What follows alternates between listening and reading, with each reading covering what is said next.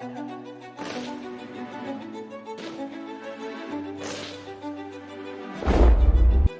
वही लोग बोलते हैं कि नहीं हमें पता था कि लड़की ये सब कर सकती है।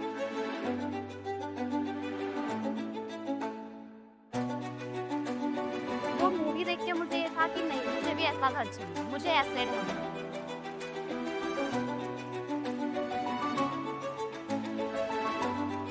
आपकी जो स्टोरी है वो काफ़ी इंस्पायरिंग है वैसे।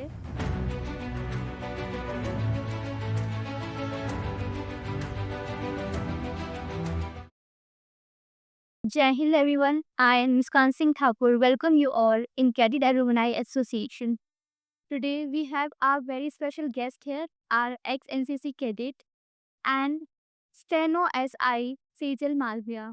I welcome you ma'am. It's my privilege to have you. सबसे पहले मैं आपके बारे में आपसे जानना चाहूँगी, तो आप अपने बारे में हमें कुछ बताइए?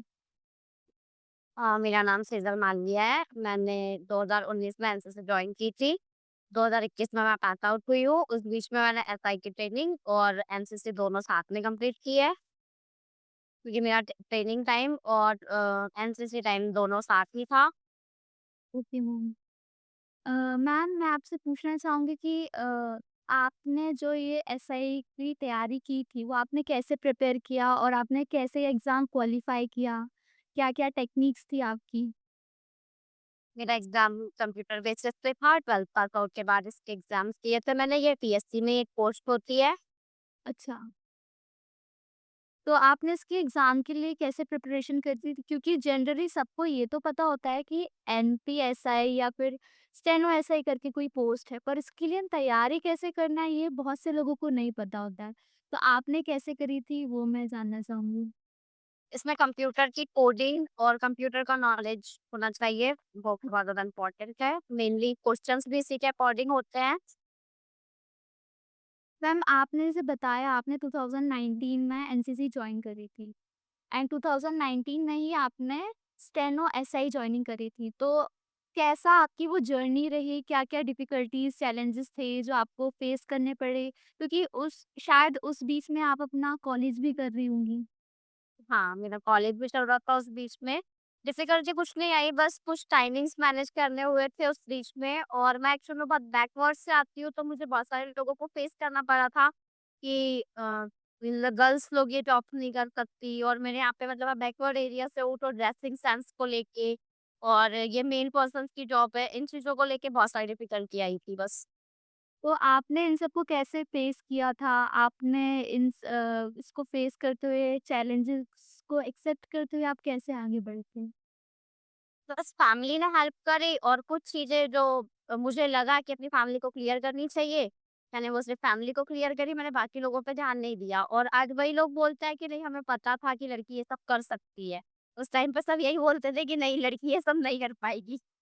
जैसे भी आपने बताया कि पहले आपका सराउंडिंग सपोर्टिव नहीं था, तो आपने पहले की बात बताई, तो मैं एक डिफरेंस जानना चाहूँगी कि आपकी पोस्टिंग होने के पहले कैसा एनवायरनमेंट था और आपकी पोस्टिंग होने के बाद आपके सराउंडिंग में कैसा एनवायरनमेंट था? और दूसरी लड़कियों और लड़कों में उसका क्या इफ़ेक्ट पड़ा? देखो, पहले ये था कि हाँ, ठीक है, नॉर्मल सी लड़की है, घर पे भी, फैमिली में भी और आस-पास जो भी लोग रहते थे, ये था कि सिंपल सी लड़की है, बस पढ़ रही है, जैसे बाकी के बच्चे पढ़ते हैं। कुछ होते हैं जो बहुत अच्छे से मेहनत भी करते हैं, वरना कुछ लोग होते हैं ना कि हाँ, पढ़ाई कर रहे हैं, उसके साथ कुछ नहीं कर पा रहे, तो बहुत सारे लोग बोलते हैं कि बस तुम पढ़ रहे हो, हमें पता है कितना पढ़ते हैं, ये वो। बस वही चीज़ें मेरे साथ होती थी और जैसे जॉब लगी, उसके बाद जो आस-पास का माहौल, घर का माहौल चेंज हुआ, उसके बाद ये था कि नहीं, हमको पता था लड़की कर सकती थी, कर लिया उसने। और आज की डेट में ये है फैमिली में भी कि उस टाइम पे ये था कि एक लड़की है, क्या ही पूछना इससे। और आज की डेट में ये है कि नहीं, हमारे घर पे बच्ची कुछ करती है, हमको कुछ करना भी है तो हम उससे पूछ लेंगे। मतलब आपकी इस पोस्ट ने आपकी फैमिली और सराउंडिंग में आपको एक प्लेस दिया, जहाँ पे आप अपने लिए स्टैंड कर पाते हैं। इस फील्ड अच्छा, मैं एक बात और बताना चाहूँगी, मेरे खुद के घर पे पर्सनल फैमिली की बात कही है। जी। हाँ, मेरे एक्चुअली में मेरे फादर नहीं है, सिंगल मदर है मेरी। तो मम्मा का डिवोर्स हो गया था मेरा, मम्मा की शादी के 3 साल बाद, फिर मैं मुश्किल से डेढ़ 2 साल की रही होंगी। तब से मैं अपने नाना-नानी के घर पे रहती थी, तो उस टाइम पे मेरे को मेरे नाना-नानी बोलते थे, नाना तो नहीं, नाना मेरे बहुत अच्छे हैं। नानी मुझे हमेशा बोलती थी कि, "तू यहाँ क्या कर रही है? हमारे घर पे क्यों है? हमारे घर पे क्यों रहती है ना?" इस टाइप से चीज़ें होती थी किसी भी चीज़ को लेके कि हमारे घर पे है, दूसरे के घर की है, हमारे घर पे क्या कर रही है। लेकिन जॉब लगने के बाद आज मेरी नानी प्राउडली बोलती है कि नहीं, मेरे घर की है। तो मैं सही ही रही है। अपना सारी चीज़ें जेल लगाती है। आपकी लाइफ जैसे आपने बताया कि आपके फादर आप बहुत पहले ही आपसे दूर हो गए थे।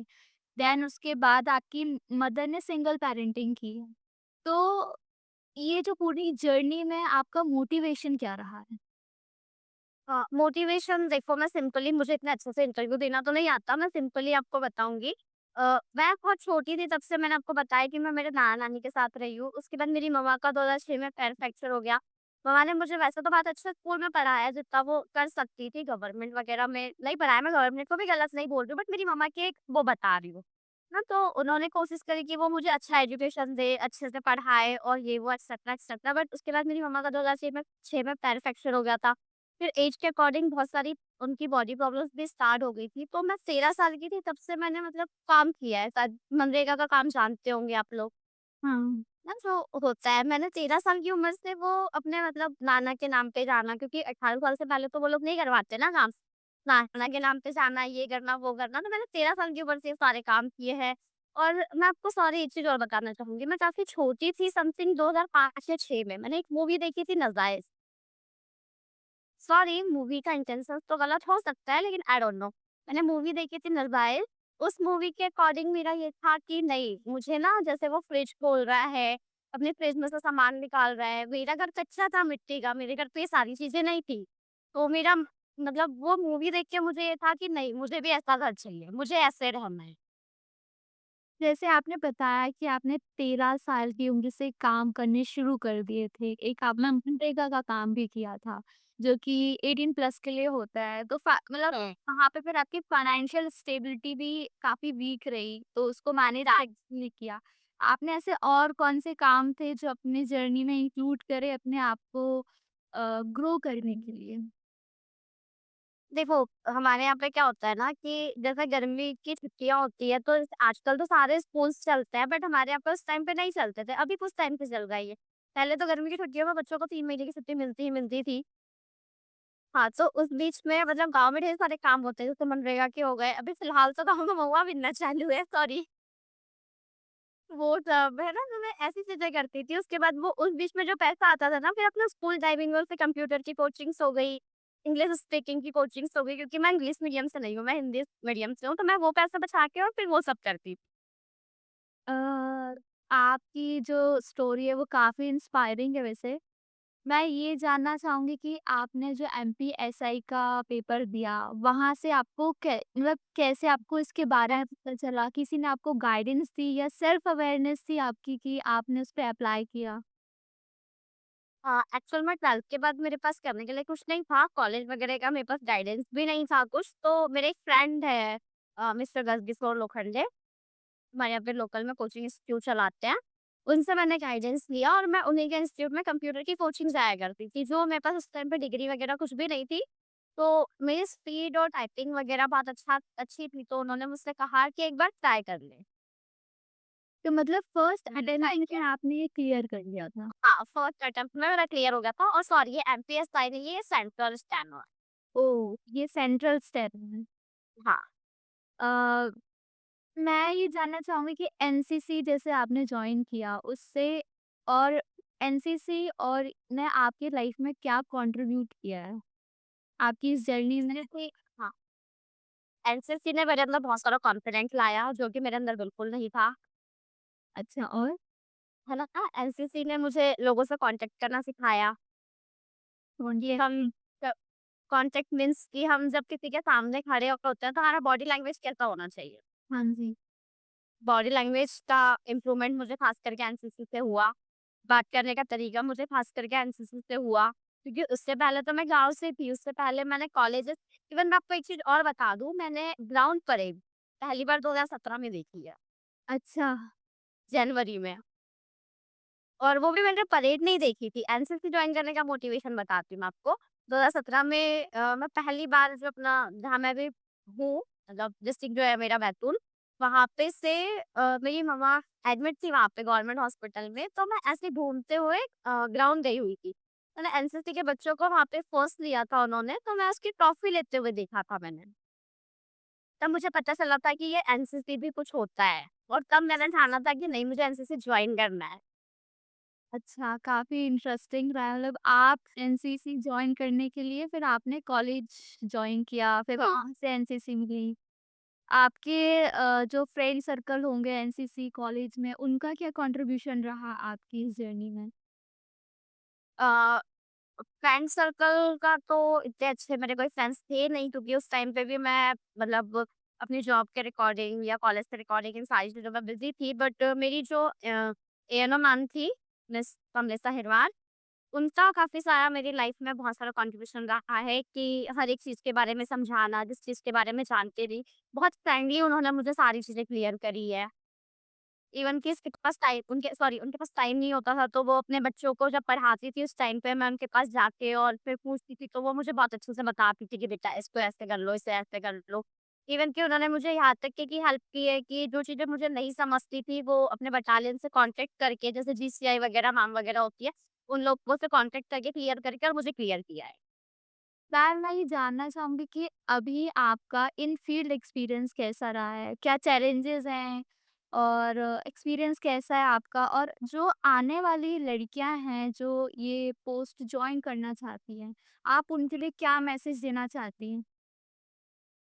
चैलेंजेस तो देखो बहुत सारे हैं, जैसे कि ड्यूटी का टाइम समथिंग अस नाइट होता है, क्योंकि नाइट में हम लोगों को बाकी के जो काम होते हैं अंदर के, जैसे बाकी के थानों में जो काम आता है वो लेके कंट्रोल रूम में जब लोग आते हैं, तो वो चीजें ज्यादातर नाइट में होती है, क्योंकि जब हमें बाहर से चालान वगैरह कटवाना है, जो हमारे खुद के पर्सनल काम होते हैं, उसमें जब हमें काम करना होता है, तो हम अक्सर ड्यूटी नाइट में होती है। सबसे बड़ा चैलेंज तो ये है, और किसी भी जगह हो सकती है। हाँ, पर इसको आप कैसे इसको एज़ अ चैलेंज आप कैसे लेते हैं? आप इसको एन्जॉय करते होंगे ऑफ कोर्स। इंजॉय कर रही हूँ। इवन कि मैं इस वक़्त हैप्पी हो जाती हूँ कि भाई चलो ठीक है, दिन में 2 ढाई बजे तक सोएँगे, उसके बाद फ्रेंड लोगों से मिलेंगे, बाकी के काम करेंगे, ये एन्जॉय करती हूँ मैं ख़ास करके। तो अब पेरेंट्स आपका ये इंटरव्यू काफ़ी सारे पेरेंट्स और बच्चे देखेंगे, तो आप उनको क्या इन्फॉर्मेशन देना चाहते हो इस इंटरव्यू के थ्रू? मैं उनको सिर्फ़ यही कहना चाहूँगी कि सारे पेरेंट्स बोलते हैं कि नहीं, हमें बच्ची को सँभालना है या बच्चे को सँभालना है, तो हम बहुत सारी चीज़ों के लिए उन पे रोक लगाते हैं। हाँ, बच्चों को सँभालना और उन पे ध्यान देना बहुत अच्छी बात है। मैं मानती हूँ कि मम्मा-पापा दें तो ज़्यादा बेटर होता है। बट एक चीज़ और कि अगर आपको ऐसा फ़ील होता है, आपका बच्चा बोलता है कि मुझे ये करना है या वो करना है, तो आप एक काम कीजिए, अगर आपको नहीं लगता कि वो सही है, तो आप एक बार जाके उसको चेकआउट कर लीजिए। उसके बाद आपको लगता है कि सही है, तो फिर आप उसकी हेल्प कीजिए, सपोर्ट कीजिए उसे कि हाँ, चलो ठीक है, हम तुम्हारे साथ खड़े हैं। अगर ज़्यादा ही प्रॉब्लम है, तो बच्चा भी ये सोचे कि चलो ठीक है, मम्मा-पापा को बताया है, तो एक बार उनको अच्छे से क्लियर करवा दें। जैसे कि मुझे मेरी मम्मा ने जब बोला था कि नहीं, हम तुम्हें नहीं जाने देंगे ट्रेनिंग, तो मेरे एसएम सर थे, एसएम सर का नाम मुझे याद नहीं आ रहा है, 5 एमपी के थे। मतलब मुझे आधा-अधूरा नाम याद है, इसलिए सॉरी मैं बोलना नहीं चाह रही हूँ। अ तो मेरे जो एसएम सर थे, एसएम सर ने मुझे बोला कि चलो ठीक है, अगर आपकी मम्मा नहीं एग्री हो रही है, तो मैं बात करता हूँ, मेरे से बात करा दीजिए आप। मतलब इसमें आपके जो बटालियन के सर थे, उनका भी कंट्रीब्यूशन रहा है आपके पीछे? तो मैं ये जानना चाहूँगी कि जैसे सीओ सर होंगे, एसएम सर होंगे, पीआई स्टाफ होंगे, इनका क्या कंट्रीब्यूशन रहा आपकी जर्नी में? इनने कैसे आपको लिफ्ट अप किया? आई एम सॉरी, एक्चुअल में क्या हुआ था ना, अ, हमारे जो हमने इसको पहले एसबी को जॉइन करने से पहले जो हमारे सीनियर थे, वो लोग भी हमें कई बार बोलते थे कि पीआई स्टाफ सपोर्टिव नहीं होता है, ये वो एक्सेट्रा एक्सेट्रा। बट हमारे टाइम के जो पीआई स्टाफ्स थे, देन हमारे एसएम सर, सीओ सर हमारे colonel SK Sharma sir, SM sir, subedar Butaram sir, जो हमारे देवबंद सर थे, हमारे हमारे जो बीएचएम थे, उन सब से हमें बहुत ज़्यादा सपोर्ट मिला। और एक चीज़ और बता हाँ, बिल्कुल। एक चीज़ और बताना चाहूँगी मैं आपको कई बार पेरेंट्स बोलते हैं कि नहीं अ, जो हमारा स्टाफ होता है मतलब एक्चुअल में आपने भी सुना होगा कि आर्मी के स्टाफ को लेकर बहुत सारे रूमर्स थे हमारे यहाँ पे। तो मैं आपको एक चीज़ और क्लियर करना चाहूँगी। मेरे 2 मतलब मैंने जो अपने पीआई स्टाफ देखे उसमें से 2 सबसे बेस्ट पीआई स्टाफ के नाम लेना चाहूँगी मैं जो हमारे यहाँ पे बीएचएम सर थे। सॉरी मुझे उनकी रैंक नहीं पता। जी। अ, उनका नाम याद है मुझे समथिंग देवकरण सर और एक और थे उनकी भी रैंक नहीं पता मुझे, शायद हवलदार थे, हवलदार रणजीत डेका। इन दोनों सर के लिए मैं अपनी बटालियन में भी बोल चुकी हूँ, अपने फ्रेंड्स से भी बोल चुकी हूँ कि अगर इन पे कोई इंसान प्रधानमंत्री भी लगाए, तो मैं उनसे भी जाके लड़ लूँगी। कई बार पीएस स्टाफ इतना अच्छा भी होता है। अ, जैसे मैम आपने बताया कि आपकी ये जो जर्नी थी, आपकी मम्मा ने पूरा सपोर्ट किया, तो आपकी मम्मा का क्या इसमें कंट्रीब्यूशन था आपकी पूरी जर्नी में? उनने कैसे इंस्पायर किया आपको आगे बढ़ने के लिए? एक्चुअल में मेरी मम्मा भी पढ़ी-लिखी नहीं है और मेरी मम्मा का जब डिवोर्स हुआ था, तो मेरी मम्मा ने कोई भी एलिमनी नहीं दी थी। अच्छा। कुछ भी। तो मेरी मम्मा का सिर्फ़ एक ही सपना था कि वो अपने बच्चे को अच्छे से पढ़ाए, उसको आगे बढ़ाए। कुछ भी ऐसा कुछ करे कि लोगों को जवाब दे सके मेरी मम्मा, कि लोग एक्चुअल में मैंने आपको बताया कि मैं बहुत ज़्यादा बैकवर्ड एरिया से बिलॉन्ग करती हूँ। तो वहाँ पे लोगों का ये होता है कि अगर लड़का रहा तो वो कुछ ना कुछ कर लेगा। तुम लड़की के पीछे अपनी लाइफ़ क्यों बर्बाद करते हो? मतलब उनने ये चीज़ फाइट की कि नहीं मेरी लड़की है, ये कुछ करके बताएगी और हाँ, आपने वो करके दिखाया तो लोग आज आपसे इंस्पायर हो रहे हैं। तो आपके सराउंडिंग में और भी जैसे आपने बोला आप बैकवर्ड एरिया से हैं, बैतूल से हैं। तो हाँ। आपकी जॉइनिंग होने के बाद जो बाकी लड़कियाँ और लड़के थे, उनमें आपने क्या चेंजेस देखा? और आपके सराउंडिंग में जो फैमिलीज़ आपके अराउंड थी, उनमें क्या चेंजेस आए आपको देखने के बाद? मुझे देखने के बाद बैतूल का तो नहीं पता लेकिन मेरे गाँव में ज़रूर बहुत सारे चेंजेस आए हैं। लड़कियों पे जो कपड़े ड्रेसेस पहनने पे जो रोक लगी थी वो हट गई है। इवन कि मेरे यहाँ पे स्कूटी बाइक्स तो चलो नॉर्मल है मेरे यहाँ पे वो भी चलाना अलाउड नहीं था गर्ल्स को। आजकल मेरे घर की बच्चियाँ सारी चीज़ें चलाती है और मतलब सारे काम करती है। बॉयज़ के अकॉर्डिंग अब आजकल मेरे घर पे और मेरे गाँव के आस-पास बॉयज़ लोगों को जितना सपोर्ट नहीं किया जाता उतना ज़्यादा गर्ल्स को सपोर्ट किया जाता है कि हाँ, चलो ठीक है तुम करो हम खड़े हैं। मतलब जैसे आप अपने सराउंडिंग के लिए एक इंस्पिरेशन बनी हैं। हाँ एक्चुअल में मैं अपने यहाँ से एक पहली लड़की हूँ जो पुलिस में है।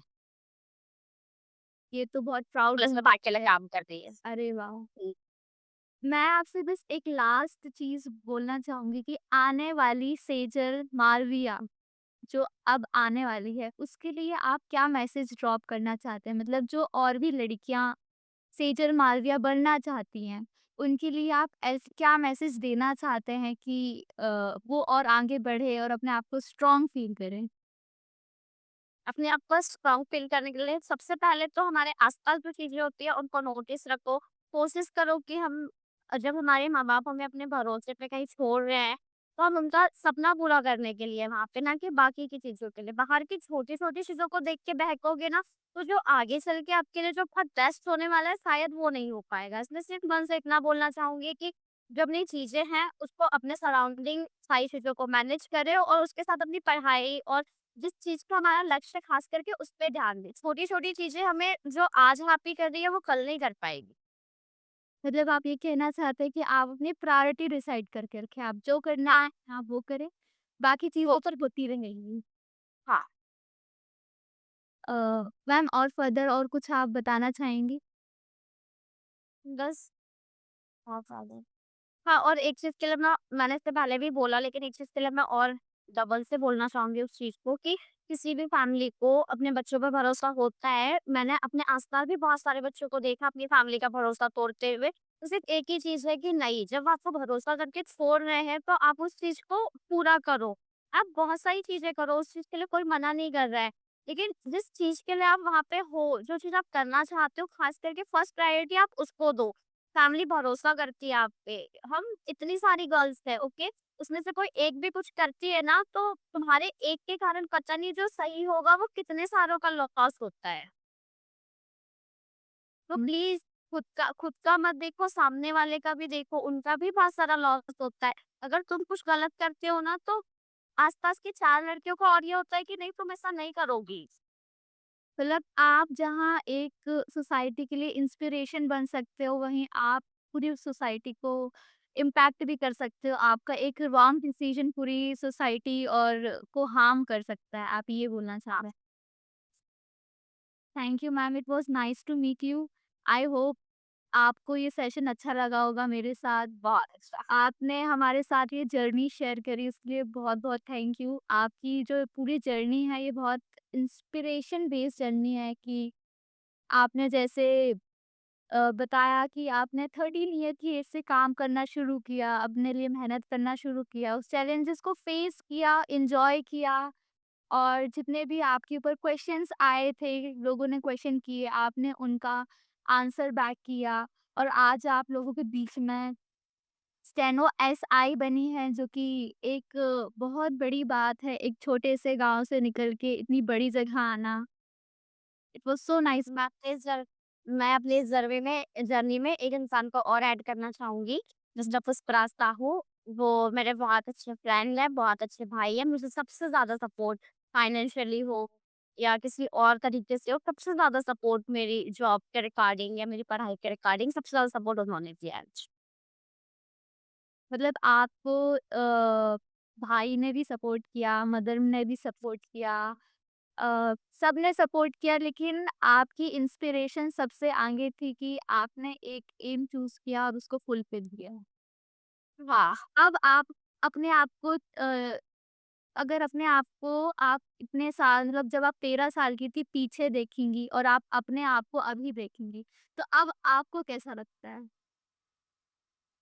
मैं हैप्पी हूँ, मैं भी हैप्पी जीना चाहती हूँ, मैं किसी चीज़ का भी हेडेक नहीं लेती हूँ, क्योंकि मुझे पता है कि मैं किस जगह से आई हूँ, मेरे पास जितना है बहुत है, किसी भी चीज़ का हेडेक लेने के लिए ना आपके पास बहुत सारी चीज़ें हैं, लेकिन आप ये चेक कीजिए कि आप थे क्या और अभी हो क्या? और यदि देखो जॉब में एक और चीज़ बोलना चाहूँगी मैं और हाँ, एक और इंसान का नाम लेना चाहूँगी, सॉरी आप क्वेश्चन कुछ और कर रहे थे, बाकी मैं बता कुछ और रही हूँ। अ, मेरी फर्स्ट पोस्टिंग थी भिंड मुरैना, मुरैना में बेसिकली, है ना? वहाँ पे मुझे एक टीआई सर मिले थे, मिस्टर डी.आर. बच्चन, जी, है ना? फिलहाल वो रिटायर हो गए हैं डीएसपी की पोस्ट से। उन्होंने मुझे फर्स्ट टाइम और लास्ट टाइम मतलब मुझे उनकी एक ही चीज़ याद है, मैं उनसे समथिंग 2 या 3 महीने थे वो वहाँ पे, उसके बाद वो रिटायर्ड हो गए। अ, उनकी एक चीज़ बताना चाहूँगी, उन्होंने मुझे फर्स्ट एंड लास्ट सिर्फ एक ही बात बोली थी, वैसे तो हमारी जब पोस्टिंग होती है तो ढेर सारे लेक्चर्स मिलते हैं, लेकिन मैंने कभी उन लेक्चर्स पे ध्यान नहीं दिया, सॉरी ये गलत वो भी हो सकता है। लेकिन डी.आर. बच्चन साहब ने मुझे ये बोला था कि बेटा, तुम सिर्फ अपनी लाइफ में एक चीज़ याद रखना कि कभी गरीब को परेशान मत करना, तुम हमेशा हैप्पी रहोगी। तो हमेशा ये कोशिश करना अगर कोई तुम्हारे पास जैसे मैं खुद बता दूँ कि जैसे हमारे पास बहुत सारे ऐसे लोग आते हैं कि नहीं हमें उनकी हेल्प करनी पड़ेगी या लोग बोलते हैं कि नहीं हम इसे जानते हैं, हम उसे जानते हैं, हम ये कर लेंगे, हम वो कर लेंगे। उस बीच में हम ना बहुत सारे ऐसे लोगों को छोड़ देते हैं जिसको नीड है उस चीज़ की। हम उनका काम बैकवर्ड कर देते हैं, लेकिन मैंने हमेशा कोशिश ये करी कि मैं उनका काम पहले करूँ, बाकी की चीज़ हो या नहीं हो मुझे फ़र्क नहीं पड़ता।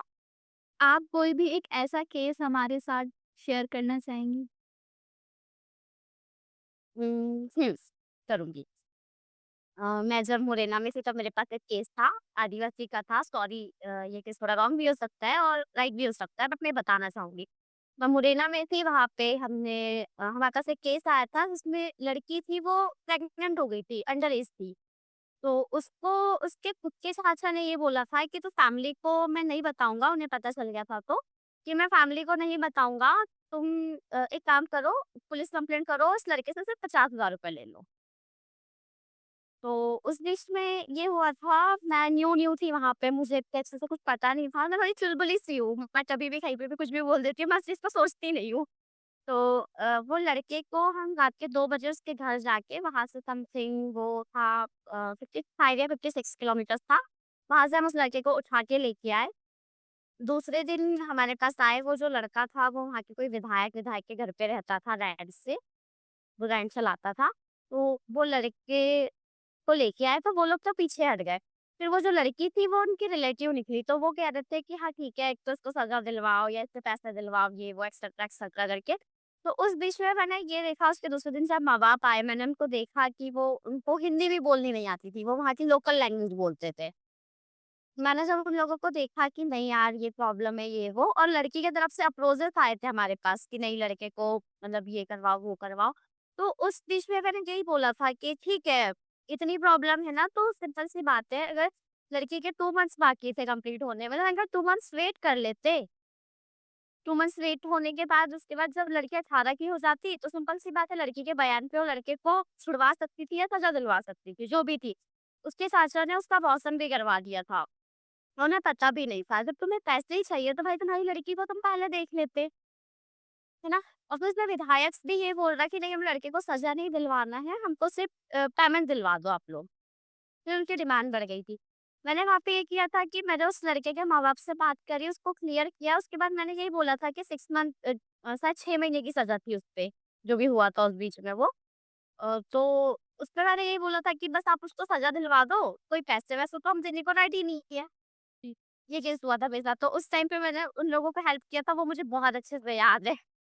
कभी-कभी मैं बैठ के सोचती हूँ भी एज़ अ केस कि यार ये हुआ था, वो हुआ था। वो मेरा पहला था। अच्छा, ये आपका फर्स्ट केस था। हाँ, फर्स्ट केस था वो मेरा। वाओ!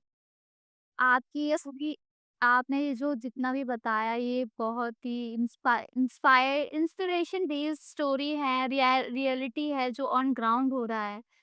तो आपसे ये सब बातें जानकर, आपके बारे में जान के हमें बहुत अच्छा लगा। होप सो आगे और आपके बारे में जानने को मिलेगा। Thank you ma'am. ज़रूर।